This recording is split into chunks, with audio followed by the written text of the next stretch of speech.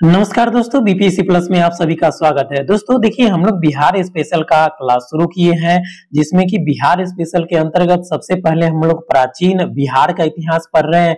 तो प्राचीन बिहार के इतिहास में जो पहला क्लास है वो हमारा अपलोड किया जा चुका है यूट्यूब पे। अगर आप लोगों ने वह क्लास नहीं देखा है तो देख लीजिए, क्योंकि निरंतरता उससे आपकी बनी रहेगी। पहला क्लास में हम लोगों ने पाषाणकालीन बिहार के बारे में अध्ययन किया था, और उसके बाद हम लोग देख रहे हैं आगे कि ऐतिहासिक कालीन जो बिहार था, यहां से किस प्रकार के प्रश्न जो है आपको बीपीएससी के द्वारा पूछे जा सकते हैं, तथा बिहार में अन्य एग्जामों में भी यह यहां से प्रश्न पूछे जा सकते हैं। तो देखिए, आप लोग को समझना है कि ऐतिहासिक कालीन बिहार, जिसकी में सबसे पहला आपको चीज जानना है कि ऐतिहासिक कालीन बिहार कुछ और नहीं है, बल्कि ये जो वैदिक काल में जो बिहार में परिस्थितियां विद्यमान थी किस प्रकार से, वही उसी के बारे में आप लोग को यहाँ पे अध्ययन करना है।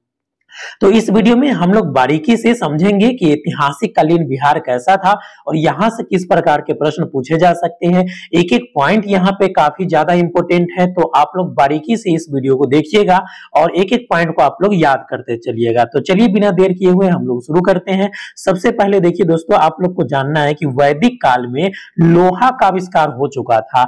यानी जब वैदिक काल आया तो उस समय लोहा का आविष्कार हो चुका था। इससे नए नए औजारों का निर्माण हुआ। यानी जब लोहा बन गए तो लोहा से आप देखेंगे कि लोहा से ही हल का आविष्कार हुआ।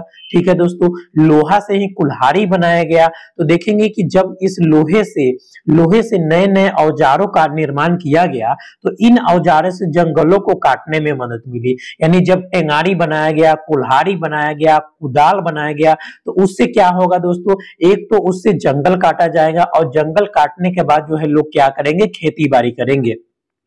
तो इन औजारों से जंगलों को काटने में मदद मिला। तो उसके बाद आप लोग देखेंगे कि उत्तर वैदिक काल में बिहार सहित पूर्वी भारत में आर्यों का आगमन हुआ। दोस्तों, यदि आपसे पूछा जाता है कि बिहार सहित पूर्वी भारत में आर्यों का आगमन कब हुआ, तो आपका सही उत्तर होना चाहिए कि उत्तर वैदिक काल में हुआ। ठीक है दोस्तों, आर्यों के विस्तार में लोहा का उपयोग सहायक रहा। दूसरा प्रश्न आप लोग ये भी याद रखेंगे कि आर्यों के पूर्व की ओर विस्तार में, यानी पूर्वी भारत की ओर बढ़ने में किसका उपयोग सबसे ज्यादा था, तो आपको कहना है कि लोहा का उपयोग इसमें सहायक रहा। चलिए हम लोग आगे बढ़ते हैं।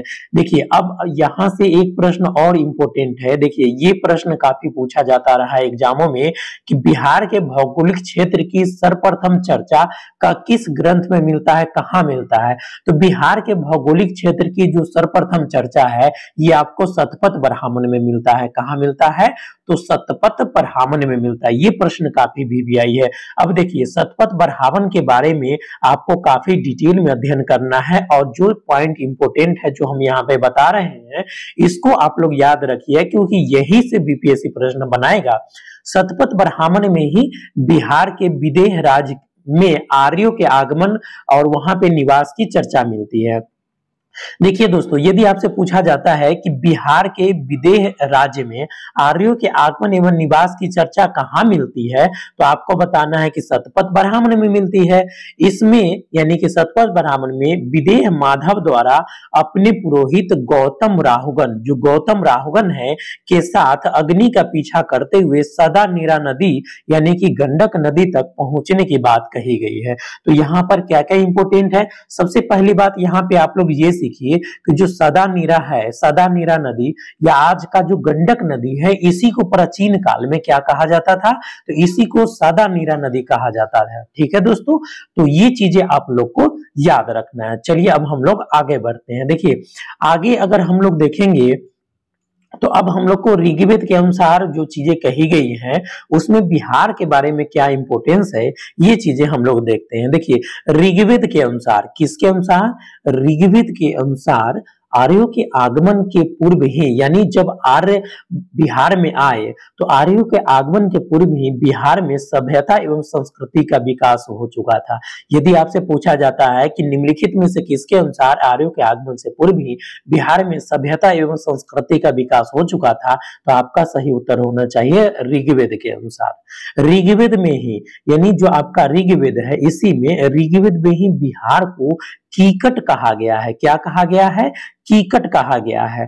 ठीक है, इसके अलावा ऋग्वेद में कीकट क्षेत्र के अमित्र शासक प्रेमगंध का भी उल्लेख मिलता है। तो यहाँ पर क्या क्या इंपोर्टेंट हो गया? सबसे पहली बात, ऋग्वेद के अनुसार ही आर्यों के आगमन के पूर्व ही बिहार में सभ्यता एवं संस्कृति का विकास हो चुका था। दूसरी बात कि ऋग्वेद में ही बिहार को कीकट कहा गया है। ऋग्वेद में कीकट क्षेत्र के जो अमित्र शासक है प्रेमगंध, इसका उल्लेख किया गया है। चलिए अब हम लोग आगे बढ़ते हैं और अगले प्रश्न की ओर बढ़ते हैं। देखिए यहां से क्या प्रश्न बन सकता है आप लोग के लिए कि बिहार का प्राचीनतम वर्णन किस वेद में किया गया है? तो बिहार का जो प्राचीनतम वर्णन है ये आपको अर्थववेद में किया गया है। ये प्रश्न भी काफी वीवीआई है। इसके अलावा अर्थववेद का जो पंचविंश ब्राह्मण है इसमें मिलता है। तो देखिए यहाँ पे या तो अर्थववेद देगा तो ऑप्शन में आपको वेद का नाम ही दिया रहेगा तो अर्थववेद होगा, या फिर इसका जो ब्राह्मण है तो अर्थववेद का ही ब्राह्मण है पंचविंश। क्या है?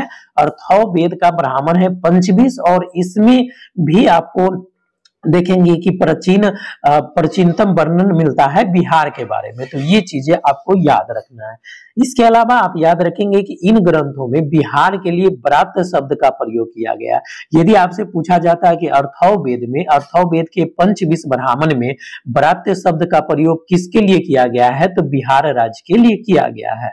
ठीक है, संभवतः अर्थववेद की जो रचना है के समय ही आर्यों ने बिहार के क्षेत्र में प्रवेश किया। यानी ये संभवतः है, ये क्लियर नहीं है, लेकिन ग्रंथों में यही उल्लेख मिलता है कि अर्थववेद की रचना के समय ही आर्यों ने बिहार के क्षेत्र में प्रवेश किया। तो ये चीजें यहाँ पे आपको इंपोर्टेंट है और याद रखना है। चलिए हम लोग आगे बढ़ते हैं और देखते हैं कुछ इंपोर्टेंट फैक्ट। देखिए अर्थववेद में ब्रात शब्द का प्रयोग मगध राज्य में निवास करने वाले लोगों के लिए किया गया है। यदि आपसे पूछा जाता है कि अर्थववेद में ब्रात शब्द का प्रयोग किसके लिए किया गया है तो मगध राज्य में निवास करने वाले लोगों के लिए किया गया है। ये प्रश्न आपको वीवीआई हो सकते हैं। इसके अलावा जो आप लोग को पढ़ते हैं 4 वेद, इसमें से जो यजुर्वेद है जिसको हम जुर्वा वेद भी कहते हैं, जुर्वा वेद क्यों कहते हैं? क्योंकि ये गद और पद दोनों में इसकी रचना की गई है यजुर्वेद का।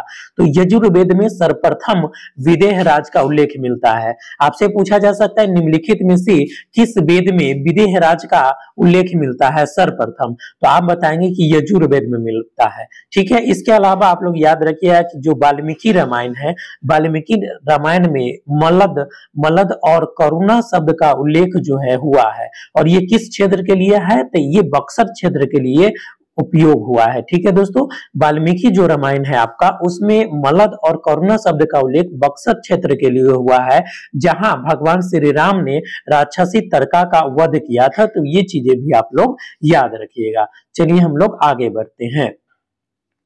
देखिए यहाँ पे एक और फैक्ट इंपोर्टेंट है कि वायु पुराण जो है आपका, वायु पुराण में गया क्षेत्र जो है आपका, वायु पुराण में गया क्षेत्र को असुरों का राज कहा गया है।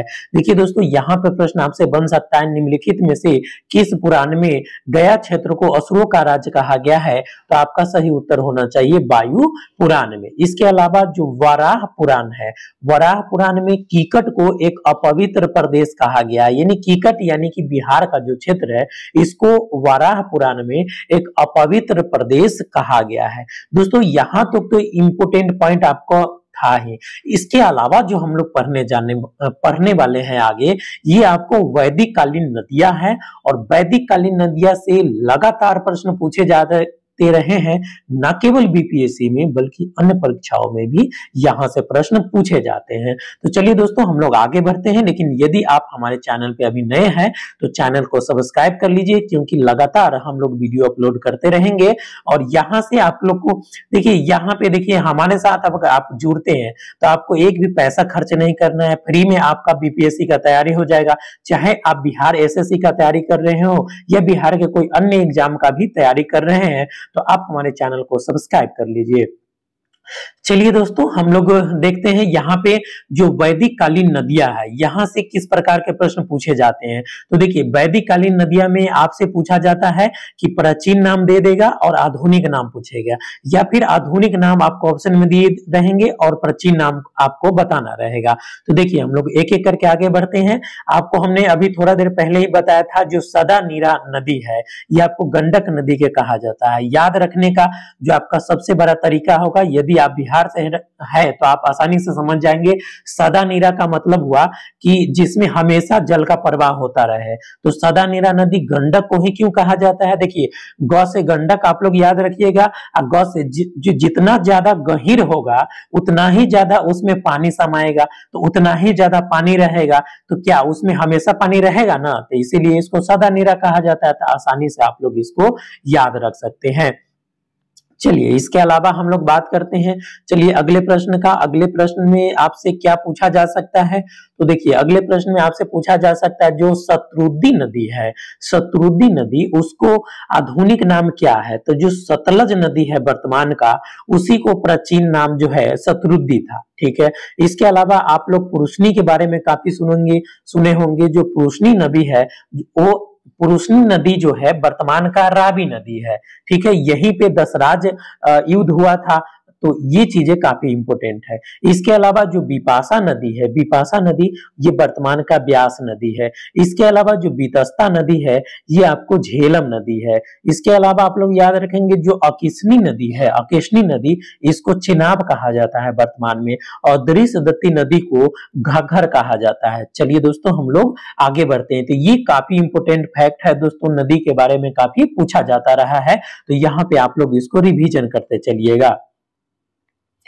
चलिए, तो हम लोग आगे बढ़ते हैं और यहाँ पे हम लोग देखते हैं कि जो अगला नदी है, ये है आपको गोमती नदी। जो गोमती नदी है वर्तमान का गोमल नदी है, और जो कुबा नदी है ये वर्तमान का काबुल नदी है, अफगानिस्तान में पड़ता है। और कुर्मु भी अफगानिस्तान का ही नदी है, जो कि वर्तमान में कुर्रम कहलाता है। क्या कहलाता है? कुर्रम कहलाता है। देखिए दोस्तों, ये जो आपका वैदिक कालीन बिहार था, उसमें इतना ही चीजें इंपोर्टेंट आपको पढ़ना है, लेकिन हम लोग एक रिवीजन करेंगे, क्विक रिवीजन करेंगे। ठीक है दोस्तों, ताकि यहाँ पे चीजें आपको दोबारा से रिवाइज हो जाए और आप लोग को अच्छे से याद हो जाए। तो देखिए, जो वैदिक कालीन बिहार था, इसके बारे में सबसे पहले आपको क्या पढ़ना है कि सबसे पहला पॉइंट आप लोग याद रखिएगा कि लोहे के आविष्कार के परिणाम स्वरूप उत्तर वैदिक काल में बिहार सहित पूर्वी भारत में आर्यों का आगमन हुआ। तो ये काफी इंपोर्टेंट पॉइंट है। और उत्तर वैदिक काल से तात्पर्य आपका ये होता है कि 1000 ईसा पूर्व से लेकर के 600 ईसा पूर्व के समय को उत्तर वैदिक काल कहा जाता है।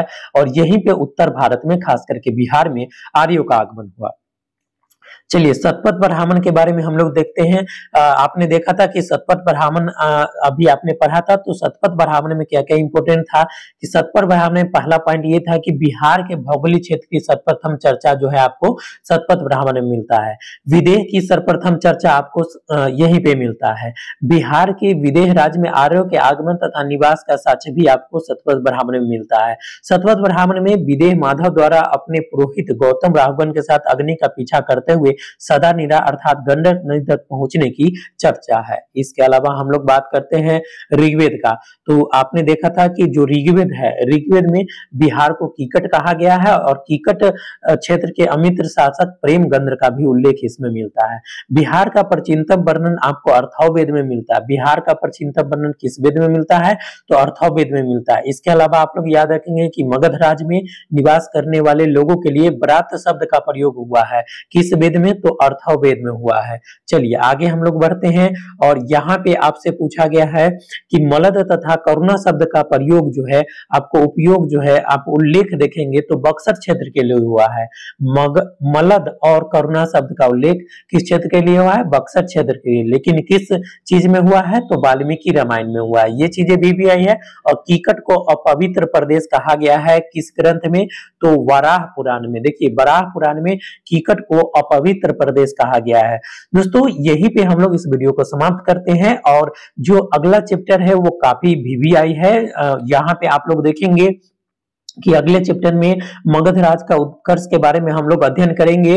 तो दोस्तों यदि हमारे चैनल पे आप नए हैं तो हमारे चैनल को सब्सक्राइब कर लीजिए ताकि वीडियो का नोटिफिकेशन आपको लगातार मिलता रहे। दोस्तों हम आपको यकीन दिलाते हैं कि अभी से लेकर के आप लगातार हमारे चैनल पे बने रहेंगे तो आपको बीपीएससी के एग्जाम तक एक अच्छा पकड़ हो जाएगा, खास करके बिहार स्पेशल पे, जहां से लगातार प्रश्न जो है पूछे जाते रहे हैं। और बिहार स्पेशल पे आपका पकड़ होगा तभी जाकर के आपका रिजल्ट बनेगा। हालांकि बिहार स्पेशल के अलावा हम लोग जल्द ही हिस्ट्री और साइंस का क्लास लाने वाले हैं। तो हमारे चैनल को सब्सक्राइब करिए, वीडियो को लाइक करिए और अपने दोस्तों में शेयर कर दीजिए।